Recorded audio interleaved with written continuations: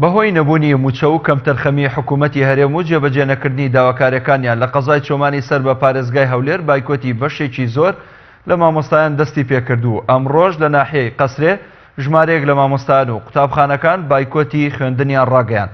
بەڵێ بەڕێزان لەسەر ئەو پرسە دەچینە لای پەیامنێرمان ئازاد ئۆمراوەیی کە ڕاستەوخۆ لە قەزای سۆرانەوە لەگەڵمانە.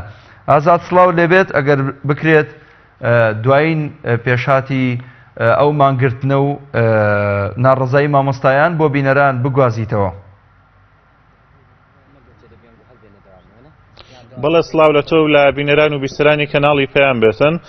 دیارە من ئێستا لە ناحیەی قەسرێمە لە سنووری قەزای چۆمان. دیارە ئەم شوێنە ناحیەی قەسرە یەکەم شوێنە لە سنووری پارێزگای هەولێر کەوا مامۆستایان بایکۆتیان تیادا ڕاگەیاندووە.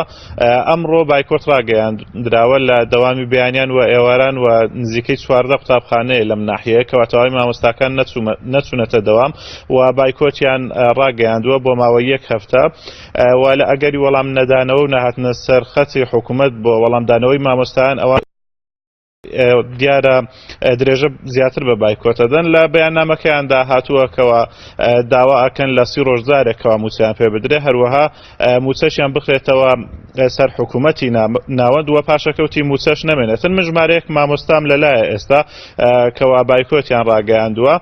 ئەچمە لای ئەوان بۆ زانیاری زیاتر قسە لەگەڵ ئەوانەکەم.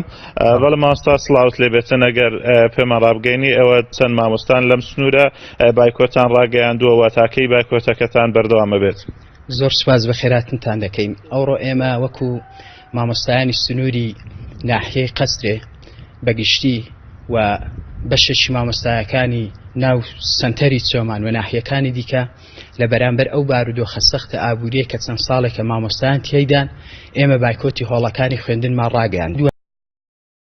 2016 کاتێکە حکوومەتی هەرێم بەناحەق سیستەمی زۆرە بلەی پاشەکەوتی موچەی بەسەر مامۆستایان و بەسەر سەرجە فەرمانبەرانی کوردستاندا سەپاند، بارودۆخی هاوڵاتیانی کوردستان و فەرمانبەران و مامۆستایان کەتە دۆخێکی سەخت وەکەوتە بارودۆخێکی زەحمەت.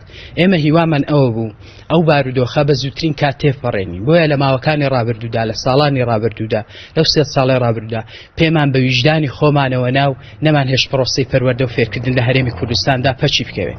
بەڵام کاتێککە ئەبینین ئێمە لە ساڵی 2017 ومێدی ئەوەمان هەبوو بە کۆتایی هاتنی ئەو ساڵە لە ساڵی 2018 کێشە و ناکۆچێ ئابووری و سیاسیەکانی حکوومەتی هەرێم لەگەڵ حکوومەتی ناوەندی یا حکوومەتی بەغداد چارەسەر بێ و ئەو بارودۆخە هەموارە ئابووریە کە باڵی بەسەر هەرێمی کوردستاندا کێشاوە کۆتایی بێ. بەڵام کە دەبینین بەرامبەر ینی ئەرکەکانی خۆیدا لە ئاستی بەرپرسیارەتی خۆیدا بێباکە ئێمە هەر بەڕاستی ناومێد بوون و بایکۆتی پرۆسەی خوێندنمان تەنها لە پێناو داواکانی خۆمانیە، تەنها ینی لە پێناو بەرژەوەندی تایبەتیەکانی خۆمیان نییە، بەڵکو داوای سەرجەم فەرمانبەرانی هەرێمی کوردستان، داوای مامۆستایانی هەرێمی کوردستانە، داوای ینی داواکاریە بۆ مافی ڕەوای برا و باوکی ئەو قوتابیانەی کە ڕۆژانە دێنە مەکتەب و ئەبینی لە ئانوتەکاندا بە 4-5 قوتابی خەریکی خواردنی جوزێکین. ئێمە کاتێککە ئەو دیمەنانە ئەبین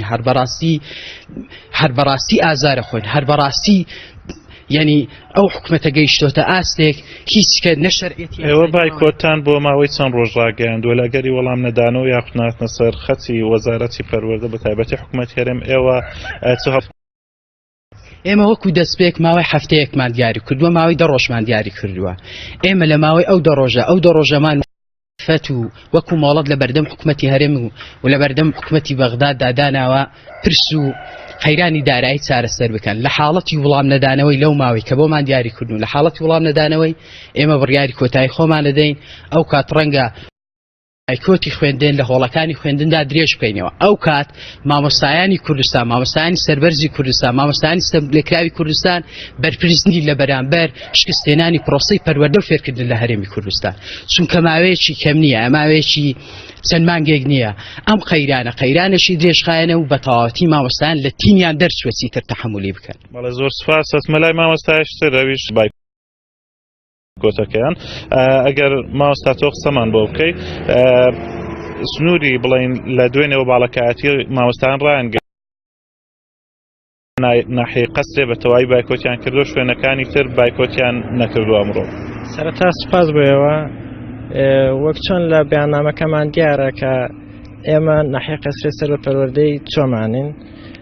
دوو ڕۆژ بەر لە ئێستا دەستەی بەڕێوەبەری ناڕەزایی مامۆستایان کۆبنەوەیەکی بچکۆلانەمان ڕێخست کرد لەسەرەوەی کە ئێمەش هاوشانی سنوورەکانی تر بە تایبەت ئەو دی و ئیش بکەین لەسەرەوەی بە سادەرچین داواکاری کە موچەی مامۆستایانە داوای حەق خۆمان بگەێنین بەدەسەڵات لە ڕێی ڕاگەیاندنەکەشمانەوە کە خۆی لە سێ خاڵ دەدیتەوە. ئەویش یەکەم لابردنی سیستمی پاشکەوتی موچەیە کە ئەوان جارێک بە ناوی دەرماڵەی خاندان کە لە 150,000 خۆی دەدیتەوە، ئەوەش نەبووە حەل. دەبینین تەنها یەک جار هاتووە، ئەوە نەبووە بەدیلی ئەوەی کە مامۆستایان بتوان بەردەوام بن لە پرۆسی خوێندن. دواتر داواکار ئێمەش لە بەیاننامەکە دیارە کە خۆی دەبینێتەوە لە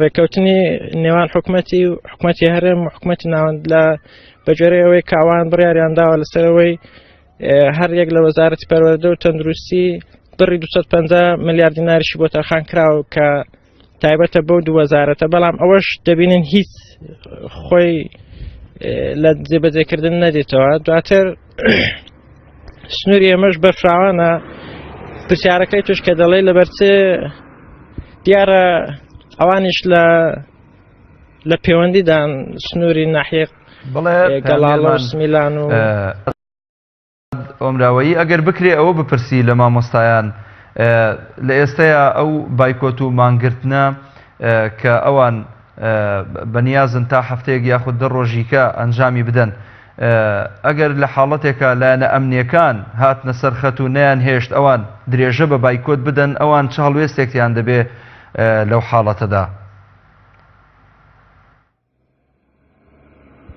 بەڵێ هاوکارم ئەپرسێتن ئەگەر لایەنە ئەمنیەکان هاتنە سەرخەت و ئەوان هاتنە سەرخەت ئێوە چه هەڵوێستانە بێتن ئەو کات؟ ئایا درێژە بە بایکۆت دەدەن یاخود بەردەوامە بن لەسەر بایکۆتکردن؟ بێگومان لە هەر حاڵەتێکی لایەنە ئەمنیەکان بێنە سەرخەت بۆ گوشارکردنە سەر مامۆستایان، دڵنیا بن لەوەی کە مامۆستایانی بەشێک لە مامۆستایان بە تایبەتی لە ناحیەکانی دیکە کە ئێستا بایکۆتیان کردی، دڵنیا بن لەوەی کە ئەوانی سوورتر ئەکەن لەسەر بایکۆتکردن و ئێمە بایکۆتی درێژتر و درێژخایەنتریش ئەوان ناتوانن هیچ گوشارێک بکەن لەسەر مامۆستایان، چونکە ئێمە نەهاتوونە خۆپیشاندانێکی گەورە و زەبەلا بکەین، نەهاتینە هەڵبکتینە سەر هیچ دام و دەستگایەکی حکومی، تەنها سەرەتاییترین کە بەداخەوە ئەڵێم شەرمنانەترین ئەوڕۆ من وەکو خۆم شەخسیان هەرچەند شانازیەکەم کەوەی بەشدارم لەوەی کە بایکۆتی هۆڵەکانی خوێندنمان کردێ، بەڵام شەرمەزاریشین لەوەی کە سەرەتاییترین بچووکترین مافی خۆمان با بڵێن پەیڕەو کردووە کە بایکۆتە لە ماڵەکانی خۆمان. ئەمڕۆ یەکەم ڕۆژی بایکۆتان بوو، مدیرە بەڕێوەبەرەکان هیچ داوایان کردووە بستنەوە دەوام یاخود چاوسوورکردنەوەیەکە بۆ لە مامۆستایان؟ هەموو بەڕێوەبەرەکانی سنووری ناحیە قەسرێ بە دڵنیاییەوە هەمان موحاناتی مامۆستایان هێن، چونکە دوازار ئەوانیش مامۆستان و ئەوانیش بێبەش کرا لەو ئیمتیاز و لەو خۆیان، بەڵام ئەوان لەبەرەوەی بەرپرسیارەتیان هەیە بە دڵنیاییەوە گوشار لەلایەن پەروەردەکان لەلایەن بەڕێوەبەری پەروەردە و سەرپەرشتیارەکانەوە لەسەر مدیرەکان کرا، بەڵام ئەوانیش ناتوانن دوازار لە قسەی مامۆستایان و لە تەواگەرتەوەی مامۆستایان بایکۆتیان کرد مدیرەکان چی دەکەن؟ تەنها ئەویان لەسەرا دەرگای مەکتەب دەکەنەوە بۆ ماوەی چەند خولەکێک، دواتر دای دەخەنەوەیانیش وەکو ئێمە چوونەوە ماڵی خۆیان و بایکۆتیان کرد وەکو ئێمە. بەڵێ زۆر سپاس.